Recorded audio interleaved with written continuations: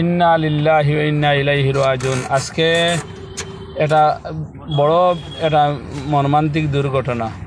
সিলেট জকিয়ন থেকে ছেড়ে যাওয়া বিআরটিসি বাস 7:45 আর সিলেট থেকে আসা 7টার দিকে প্রায় গোলাপগঞ্জের পূর্ব পাশে ফায়ার সার্ভিসে প্রায় সংলগ্ন।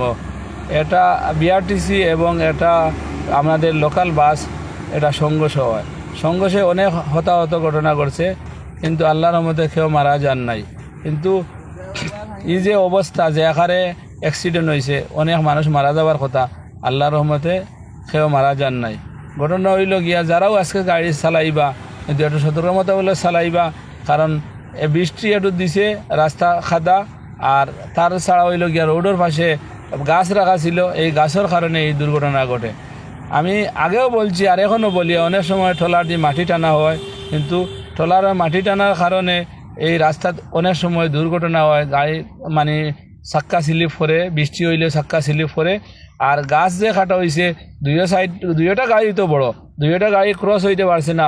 প্রথমে গাছও একটু লাগছে, তারপরে বিআরটিসি লাগার পরে এই লোকাল বাসটা খাদে পড়ে যায়।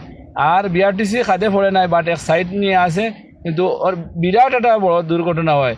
এইরকম দুর্ঘটনা কোনো সময় এইরকম হয় না যখন রোডে।